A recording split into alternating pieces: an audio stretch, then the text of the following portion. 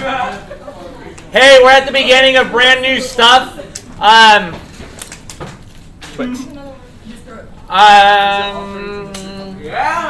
2 Twix. You're the best. As I mentioned last week, acid-base chemistry makes up a high percentage of the AP exam. And luckily for you, a section of it is all pre-AP stuff. So today is marked a revisit day. There's a couple tweaks, but hopefully your brain really zones in on these as, oh, I've learned this. So have your slides out that you copied from Schoology, you at home as well. Link under the video. And let's take a look at, oh, I didn't mark the things. I'll let you know when they're coming.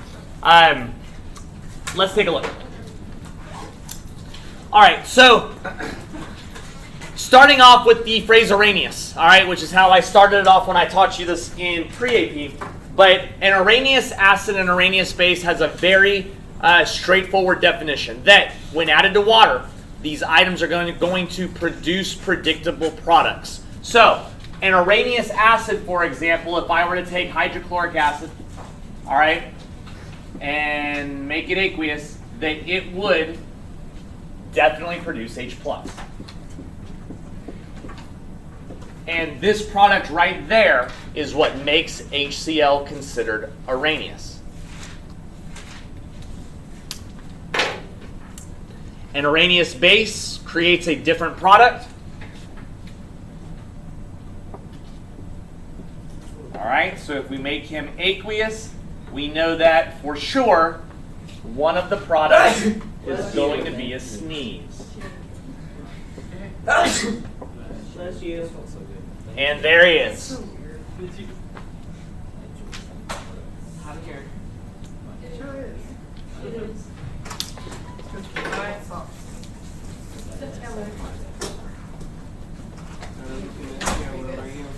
So that's Irenaeus, straightforward, but the fact that the Irenaeus requires water is a nice segue into looking at water as a whole in acid-base chemistry, because it turns out that the properties of water are a driving force behind the existence of the pH scale. So it's important to look at how vital water is in this regard.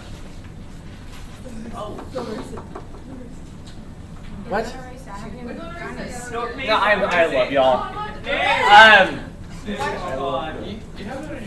I have a question. Does it look like that? What is Irenaeus? When put in water, Irenaeus acids produce H+. When put in water, Irenaeus bases produce OH-. All right. No, what's the definition of Irenaeus? Yeah, that's it. Oh, that's That's the definition. Okay. So as I said a moment ago, water plays a vital role in the creation of the pH scale, because here's what we know for sure about water. We know that if my water here is going to slightly have the ability to dissociate, which it does, all right, it's just a slight dissociation, that the things that are created when it ionizes will be H+ and OH-. But one of the things you want to keep in mind if you have a sample of water and you're imagining that chemically it's undergoing a little bit of ionization within that beaker, there is always more of the liquid. All right? The liquid's not going to suddenly lose to these ions if you're imagining that beaker of water. In other words, the water is always going to be favored towards the reactant side. Now, if that's true, if we know there's always going to be more of this than that, what do you expect to be true about the K associated with that equilibrium? Would it be a big number or a small number if the reactants are favored? Small. A number below 1. All right, so that's one of the important things that we want to deduce just from the natural behavior of water, is that at equilibrium, water has a very small K. Another thing that we want to realize about equilibrium is that if I were to write the equilibrium expression for water, well, first off, water's special, so instead of calling him just K, we call him KW. That's the equilibrium constant of water. But if I was going to show him using the expressions that we've learned, well, it would just look like this.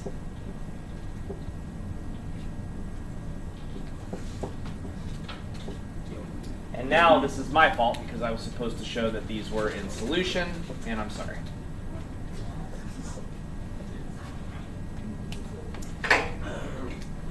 If I was going to write the equilibrium expression like I have here in the blue, how come there's no denominator? Because it's equilibrium. Because water is liquid, all right? Which is why the expression for the equilibrium constant of water is simply the product of the concentration of H plus and OH minus. The reason this idea can be very helpful and the reason that it creates the pH scale is because it turns out this is a constant value of 1.0 E negative 14. Alright, so where does the H3O and OH come into play? On the screen? The H3O hydronium is a common output of an acid. We'll get more into that in a moment.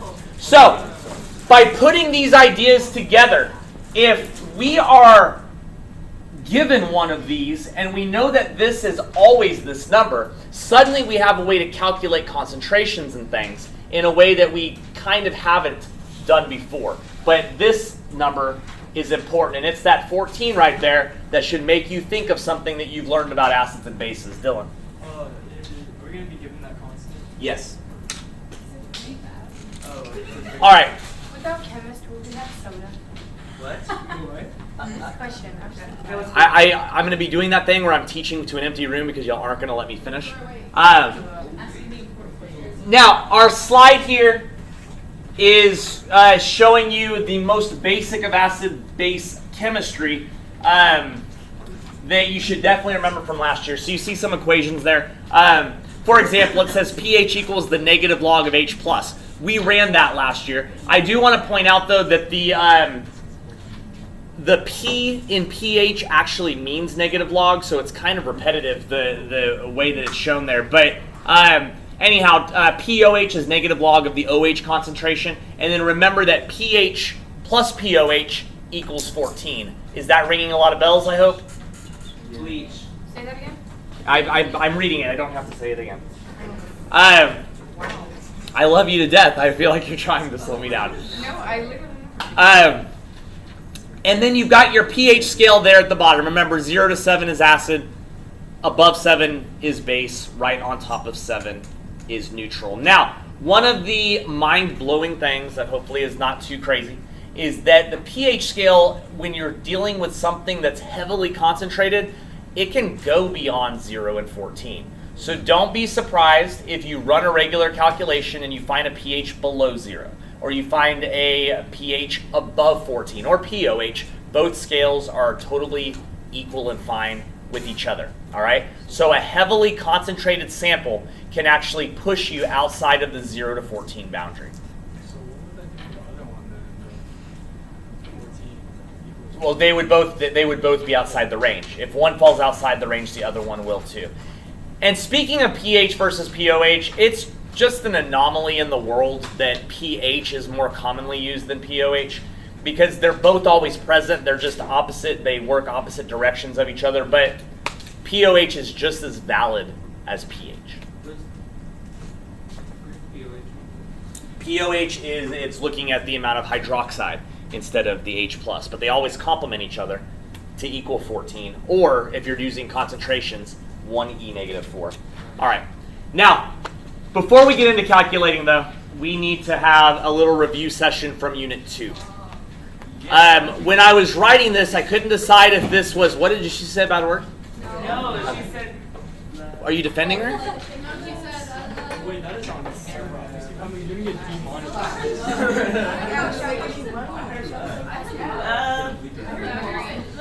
Lectures rated M for mature. Okay. Anyway, I couldn't decide whether or not to do this during this lesson. In last class I did it, and man, it was a good thing because It was like half of them had never seen it before. So, I bring clay. a reminder on weak versus strong acids and bases. Remember, I bring clay for your binaries. Remember for your ternaries that if you're doing an oxygen to hydrogen comparison, it's strong if there's 2 or more oxygens than hydrogens, yeah? Yeah. Any acid containing carbon, automatically weak. Strong bases include any OH bonded to a group 1 metal or calcium, strontium, barium. The Sri Lanka, that was for solubility, but I'm sorry? What's like the thing you used to remember that? Because I try to remember what I I mean, I bring clay, I think, was the only analogy I gave you for. Not like CaCO. But no, but that had to do with solubility rules, whether it's a S or an AQ. Argentina, Sri Lanka. And then if you remember, ammonia was really the only nitrogenous base that we've talked about. But we're going to run into more exotic nitrogenous bases now. And really, the way that you're going to have to look at it is if you're given a compound and you know it's not an acid, it's not sitting there starting with H, and then you can go and find an N somewhere, it's going to be a nitrogenous base, and nitrogenous bases are weak. And then lastly, there at the bottom, it's the reminder of dissociation. If it's strong, it dissociates completely. If it's weak, it dissociates at equilibrium. Now, back in Unit 2, I used that phrase, and you knew that an equilibrium arrow was that double-headed arrow. But now that you've sat through an entire equilibrium unit, you can probably draw more conclusions than you could back then. So let's practice just a couple of these. Okay. Oh, here it is. This is it. Oh, she freaked out. Oh, Bless you. anyway, so let's take a look at our first one. Hey, what type of yield sign will this have if dissociating? The one that it has or an equilibrium? Equilibrium. How do you know it's equilibrium? Because it's got, what did you say? Carbon. Because it's got carbon in it. Thank you, Mara. And so now we can do our dissociation, which is going to dissociate into H plus, of course, and in this case C6H5O. Let me know. Okay. Minus. All right? So there's our general dissociation. Show me again. Next one, All right. Hey, what kind of arrow do you expect here? The one that has there or equilibrium? The one that it's got there, because that is a strong base. All right. And now we can do our dissociation. Now, careful. A couple things to remember about dissociation equations. You want to represent the proper charge. All right. So barium's is 2 plus there. But what is hydroxide going to look like? 2OH minus. I think I came up with a way to remember the CASRBA. I'm sure it's totally appropriate. I can't wait. Can Sri Lanka bark? I don't know. Quit stealing Sri Lanka from me. It's always equilibrium. I don't know Has if a it's- carbon. If it's an acid with a carbon, it's always equilibrium. All right, so remember, when doing the dissociation, the assigned subscripts that are not polyatomic subscripts become coefficients. All right, so that hydroxide that was assigned the 2, I need 2 OHs on the other side. All right, next one, please. Hey, I got a new vocab word for you here. Is it super specific?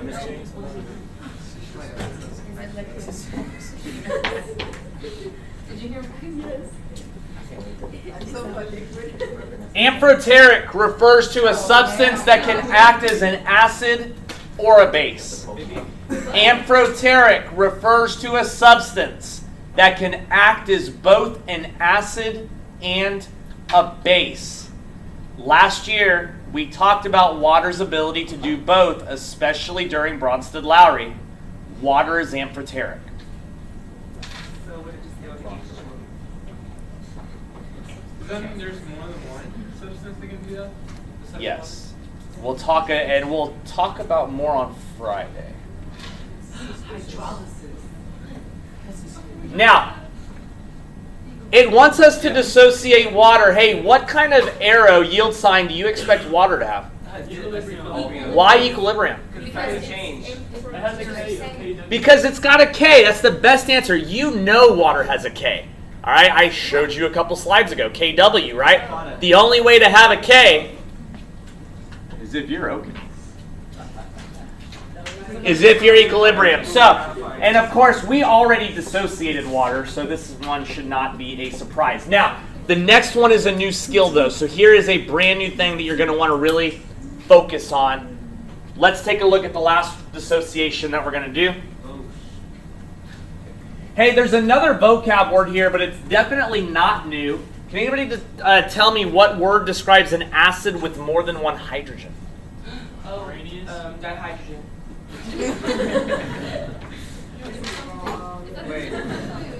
Wait, buddy. Hydrolysis. Polyatomic. Polyatomic. Polyacid. Polyionic. Polyacidic. Polyprotic. Oh, I know, because I told her to. I said that pretty earlier. All right, so really this example that we're about to do could also be called diprotic for obvious reasons, but polyprotic is a good enough vocab word to have That's more than one hydrogen. because it's an acid with more than one hydrogen. Now, here's the deal though. You don't have to write this, but just listen. Polyprotic acids dissociate in a stepwise fashion. What that means is that they're going to lose those hydrogens in separate steps. And if they FRQ you on one of these, you've got to show both steps. That's the whole reason that they would do that, is they want to know if you know that it's stepwise. So, let me show you what this is going to look like. First off, what kind of yield sign are we going to have? Equilibrium, because we have a carbon. I'm going to write it actually. So, let's go H2CO3 is at equilibrium because of the carbon. It's a weak acid. When it dissociates, it's only going to do one hydrogen at a time. So in the first step, I'll pull out that hydrogen. However, that means that the compound still has one connected. So right now, he's going to look like this. Now I removed one of the hydrogens, which therefore removed one of the positive charges, leaving him HCO3 minus. Now we can remove the next hydrogen in a totally separate step. So I'm going to take the HCO3 minus, and now we can take away the next one. So here's my next removed proton there, and it will leave me with CO3 2 minus. Yes? Why did hydrocarbon have a negative? Because it was neutral here, and when I pulled off that hydrogen, it also pulled away a positive from it. It also still has another positive in the hydrogen it has. What? But you're saying it's H plus.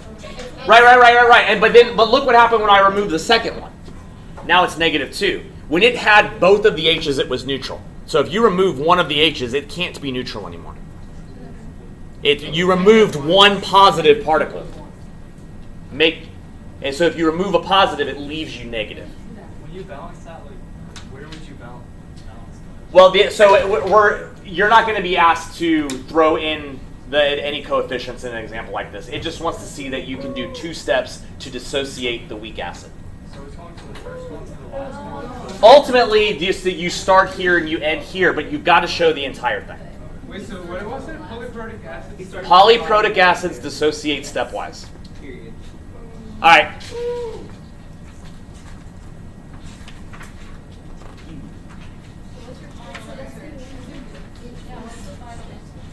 That's it. The whole thing. The whole thing's the answer.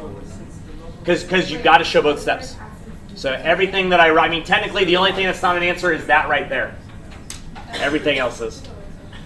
All right, so let's have your calculator handy as we start to remember how to use our very simple calculations. Now, I'm starting us as easy as I can because I'm just giving us H pluses and OH minuses. Calculating pH gets more difficult when you have to do it for weak substances, but we're going to assume everything right now is strong.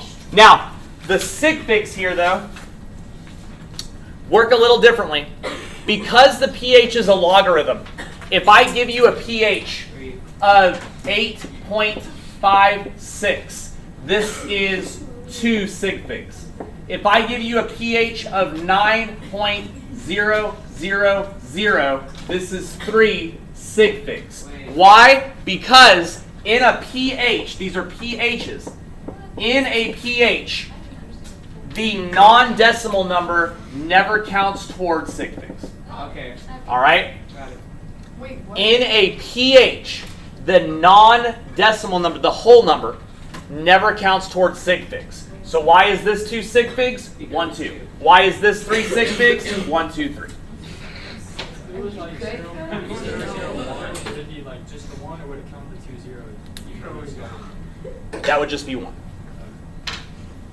Can I get some water? Wait, so if No, I don't want you to leave. it always never counts? For pH, Okay. any numbers to the left of the decimal are never significant. All right? And that's based on the logarithm system, because that first number is just telling you where on the ladder you are, and then the other numbers are telling you strength. All right, so if we look at this example, all right, this is real easy. I'm looking at the very first one that says H plus equals 1.4 E negative tree. We know that if we want to find pH and POH, that it's just the negative log, that's what P stands for, of a concentration. Therefore, in order to find the pH of that guy, it would be negative log. Let me go down here. I have a glare on my video. All right. It would be negative log of 1.4 E negative 3.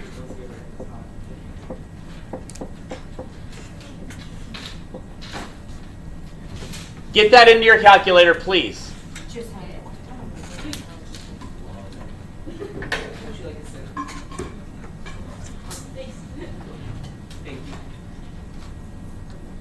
Since it's 1.4 to be 2 sig figs.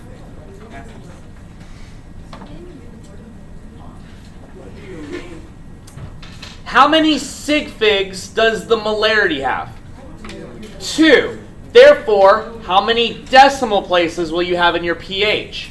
2. That's what you want to look for. So what I get here is 2.85. Oh, so that's good. Where's log? All right? Oh, I found it. This is 2 sig figs. In a pH, the numbers to the left never count. So you don't put like the. Why would that count for that one? I did here. I did here. Oh my god, I got it! No, that's not your calculator didn't spit out an E, did it? I mean, it's like I told you I times 10 0. Oh, okay, yeah. No, don't do that. All right. Hey, how would I find POH from a pH? Now you subtract it from Yeah, pH plus POH equals 14. So my POH would immediately be 11.15. So if pH can go like over 14 though, then why does that still work? Ooh, no, that- Because if one of them is above 14, the other one is a negative number. What did I write? I know. Sorry to blow your mind right there. Wait, so how many sigmas? So 2 sig figs, therefore 2 sig figs. Because in a pH or POH, it's only the numbers to the right of the decimal that count as significant. Did you just subtract it from 14? Yeah, then I just subtracted from 14. All right. But how do you know that it's pH? Okay, that's a great question. How do I know that the negative log gave me pH and not POH? What I can see is that I was running a concentration of H+. If you're running a concentration of OH-, it spits out POH. So careful there. Let's do the one beside it. I'm going to do the one beside it with the 7.11. All right? So as I run it, I'm going to go negative log of 7.11 E negative 11. 7.11 E negative 11. All right? So watch your sig figs, because remember, in the molarity, it's all just regular sig fig counting.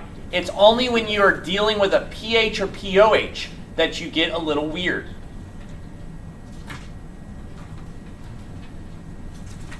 I got a number. Well, let's draw a card. Aspen's out there somewhere. Hey, she's right here. Let's go to cluster 5, seat 5. And I don't know. Is that any of you back there? Aspen. It ends at 3. I had a total of 10.15. He says 10.15. Sig figs.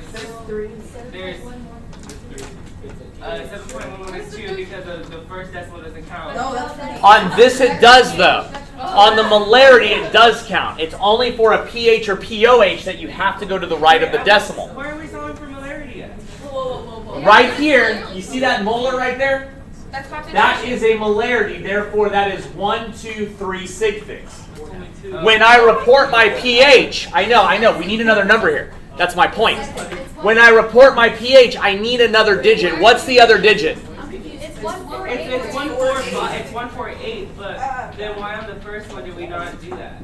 Because on the first one, there was only 2 sig figs. Right. So we went 2 numbers past. I got 140. Okay. Sweetie, No, I'm on the same reset page. your calculator. I'm on the same page now. Okay, we're on the same page. I'm on the same page now. All right. Hey, to find POH from there, we know that them added together is 14. What's my answer? Somebody spit it. 3.852. 8.2. Oh, do I have to ask one to somebody? Yeah, to Amara. To Gabby. Okay. How are we doing? I literally. We're struggling, but we're going good. Great. I want you to do the 10.1 by yourself. The very bottom right of the slide, there's an example that says 10.1. Oh, look at her being awesome. I want you to solve. Now look, it's trying to ram these together. This is its own little problem. Okay. Oh, I have a. Are you doing the 2.0 one? What the hell is going on? It's your fifth. Can I open it on camera? Hey. Here, wait. Well, no, but I'm gonna run out of time. No. Let's open it while we're No? doing it. Yeah, wait. Okay, wait. I said it. Okay. At the end of class, I will open it on camera if they let me finish before the bell. So I don't know. I'm excited. It's for me too. It was a collaborative. Oh, I got a number of negative 1. After spending my birthday with my terrible family, thank God they'll never hear me say that. Okay. God's carnation. Anyway, Yeah. find a way to show her. Find a way to show her. Hey, let's go negative log of 10.1. Hey, what is this going to give me? Which of these numbers? POH because of the OH concentration. Oh, All right? You'll notice there's 3 sig figs. What did you get for POH? negative 1.004. Holy shit, nut. And so then your pH is going to be 15.00. Wait. Already being demonetized. You all got it right? Yeah. There it is, y'all. How? Because, listen, Reagan. So, Okay, so if listen, you Reagan. have a negative value, right? Listen, that Linda. means that if you have it's going to be over 14 for the other one, so you're just going to add it to whatever is the We need that plus that to equal 14. No, but why did you put that in the wall? Why'd I put it in the wall? The log. Oh, well, because 10.1 was the given molarity. And that's what goes into the log is a molarity. 6.1. Oh, I was doing a completely different. Sweet. All right, let's move on. I know, I was about to say. Now, you can be asked to find the other direction, which is just another mathematical operation, so it's nothing to freak out about. Now, I'm going to add to my list of possible unknowns here to find things like H plus concentration and OH minus concentration. And now let's take a look at what it wants us to do. Now, if you're given a pH, all right, notice in the other problems we were given molarity and asked to find pH. What if you're given pH and asked to find molarity? Well, in order to do that, you simply use the number 10 and raise it to the power of the negative pH or POH if that's what it gives you. So you'll type 10 into your calculator and raise it to the power of the negative number given, or a negative version of the number given. So if you look at A, it gives you a pH of 7.41. Therefore, I will take 10 to the power of negative 7.41, and that's going to give me the H plus concentration because it was a pH. So if I type that in, I go 10 to the power of negative 7.41. Now, careful here. Here's a fun question. How many sig figs are you going to report? -7. 2. All right? Because what they gave you was a pH, and we know that pH sig figs only look to the right of the decimal. 2 sig figs. So I'm going to go 3.9 E negative 8. So when I raised it to that power, I got 7.2 to the negative power of 7. Okay, how'd you times 10. get it up there anyway? The caret. Use the caret. I'm looking Yeah, for but it. it didn't work. Here, point the caret out to her on that calculator. All right. Oh, sorry, I meant to write the pH here, so that's 7.41. Now, do you want to see something cool? Do you want to see something cool? I'm going to show you something. Do you want to see something cool? Okay. Wait, chill. What? How did you get that number? I'll show you. I got 2, 5. How do you find the value? All right, so check this out. If you have one of the concentrations and you want to find the other one, I've already showed you a sneaky equation that can do that. We know that we've already learned that Kw equals the sum of OH minus and H plus. We also know that Kw is always 1e negative 14. Therefore, if you know either of those, and you always know that, then you can solve for the other one always. Like in this example, my H plus is 3.9 E negative 8. Hello. My H plus is 3.9 E negative 8. So, if we just turn the OH minus into an unknown there, it becomes very straightforward. You'll notice that on the slide, I even moved the variables around. It says that Kw divided by H plus equals OH minus. Because if you take that Kw, and of course you'd have to divide both of them by this number, and divide it by 3.9 E negative 8, it would equal X. And you would then have the OH concentration. Okay, so in this scenario that you're doing right here, we're looking for OH. Well, yeah, so what we did was we were given pH. From pH, I found H plus using to the negative pH. And now that I have this, I can use this to find that. Just showing you how they're all connected to each other. Yep. All right, so if we do that, and we go 1E negative 14 divided by 3.9 E negative 8, I get an answer of 2.6 E negative 7.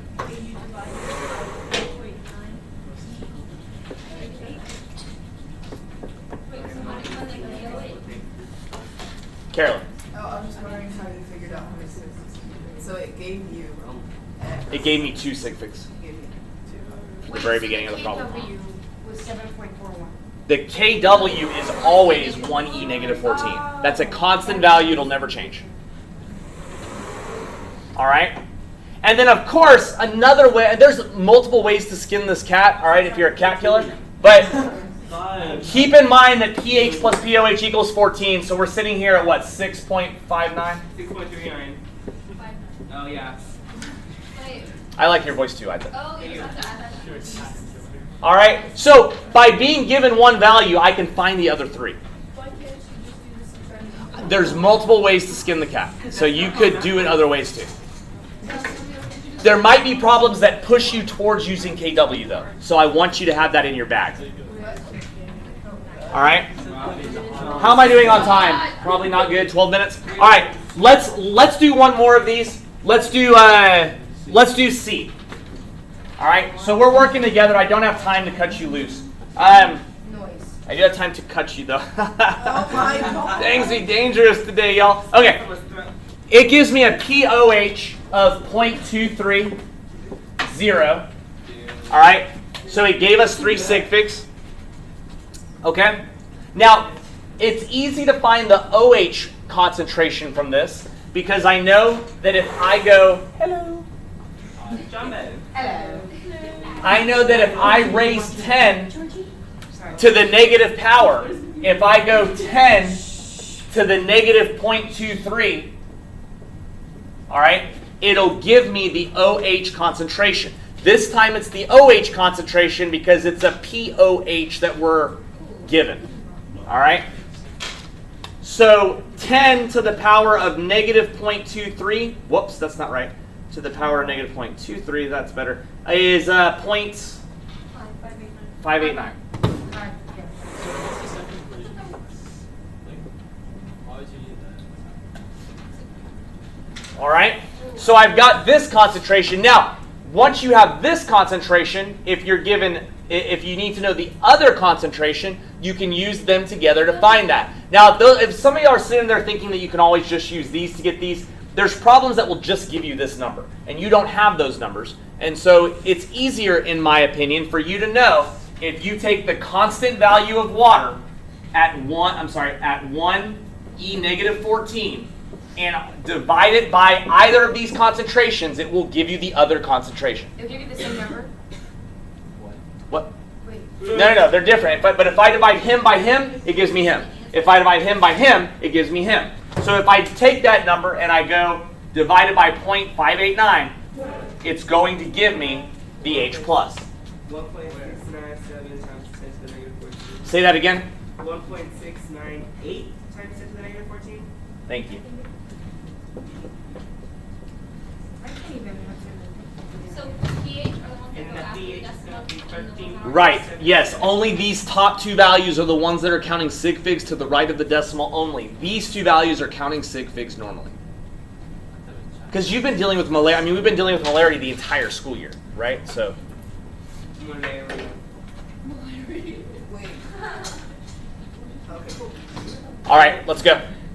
Okay. You're not going to see what 38.7. It's 13.77. Sorry. They're right. So remember that plus this is 14. 13.77. Yes. Okay. Oh, Bronsted Lowry. So finally, we get to Bronsted Lowry. If you remember, the basis of Bronsted Lowry was the movement of protons. So the number one thing we have to remember about Bronsted Lowry is that acids donate protons, bases accept them. All right?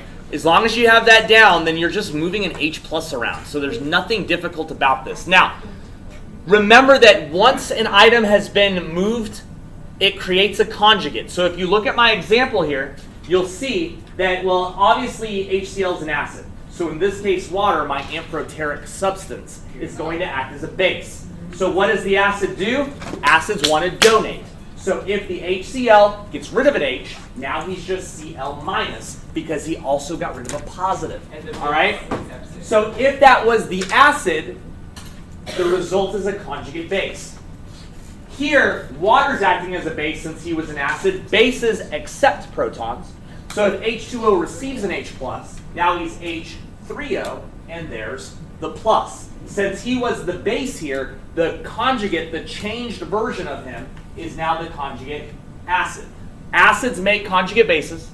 Bases make conjugate acids. So as long as you can label what's what on the reactant side, which should be very easy, then you know that it's flipped on the other side once the move happens. Did anything on your laptop get filmed when you were over there? What? Like nothing Like, filmed? No, it got my voice, and they have the slides in front of them. So if water's whatever. Water's whatever it needs to be. Yeah, so like if there was a base, it'd be the acid. Right. All right. You can just show them all, whatever. All right. So let's take a look here. We're just going to do a couple of these, but guys, this should be really easy because you know if it's an acid, you're just moving away an H. If it's a base, you're gaining an H plus. So look at my acids here, like my H2PO4 minus. H2PO4 minus. He's an acid, so he wants to get rid of one. So let's get rid of an H. If you get rid of an H, it becomes HPO4 2 minus. There's one less H and one less plus. But that's fine. And this would be the conjugate base of that acid. All right? Because if it's an acid, it can only make conjugate bases. Acids can only create those bases. All right? So let's do the one beneath him. I'm moving from here down to here. All right? CH3 NH3 plus. All right? So it's labeling him as an acid. So we know that he wants to get rid of an H. Watch. CH3. I'm never going to take H's from the middle of the compound. If there's H's at the end to take, be in that habit. CH3, NH2 with no charge. I removed an H. I removed a plus. Yeah, but he took off. Exactly, and we removed it. Now it's neutral. This would be the conjugate base of that acid. Positive, neutral, negative. So it's already neutral. They take one off. Yeah, remember, for it to be positive, it had one more positive than it had negative, and what did we do? We removed it. So now it's neutral. So that's just. Well, then don't think of it that way. Yeah, All right? If we move to the other side, the bases, we will notice that, well, we know bases want to gain. So if we're going to have these guys gain, all right, let's do, we'll do the Cl minus. All right, doing Cl minus, if he gains an H, he becomes HCl with no charge. He had that negative charge, but not only did he gain the H, the plus erased the minus. This would be the conjugate acid of that base. All right, let's do the very, very last one in the bottom right-hand corner. Again, he's a base. He wants to gain an H+, and this one is like as easy as it can possibly be. Because it's going to go CH3, right? And then 3. And what did I say? Remember, if you're going to remove or add H's, end of the compound. End of the compound. H, look, there it was. Look, H+ is what we added. Right? It's very blatant. This is the conjugate acid of that base.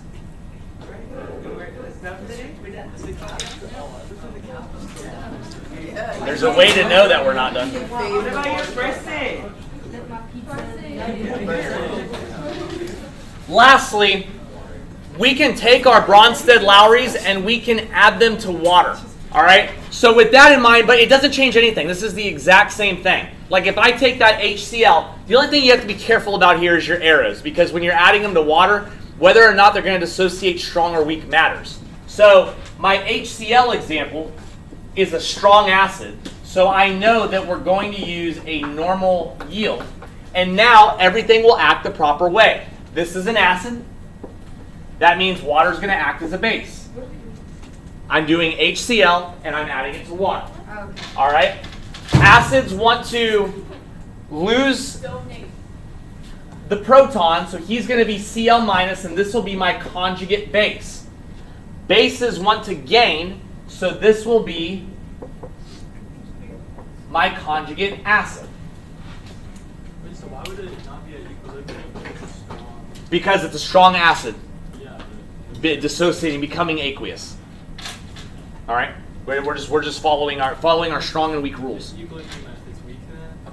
Yes, absolutely. All right. Hey, I'm going to go down to NH3. See the NH3?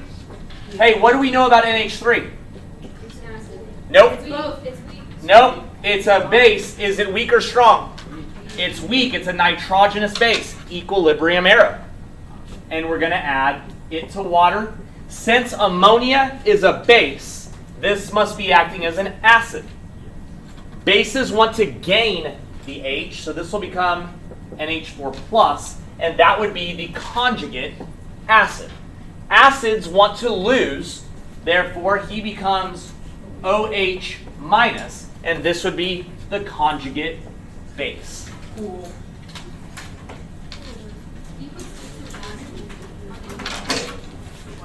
No, this isn't going to make you. Oh.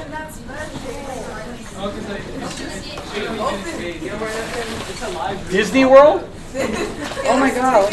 All right, just so we know that I am gonna be super fat in my next video. Oh my God, Carolyn, this is way too much stuff. It's not. It is. 50 cents. You're okay. A lot of the cage. I feel like one of the athletes. I'm always so jealous that y'all are given those big things of deliciousness. It's not. Read the book. You have to give me an A. Okay, that's not what it says. Happy birthday to the best prime number in the world.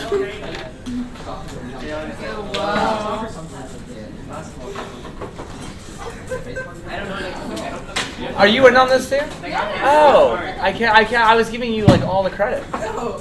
I mean, I got the actual car. Shut up. It's way too much, but I love all of you. Y'all have a good night. I'm not here tomorrow. Be good to the sub. Happy birthday.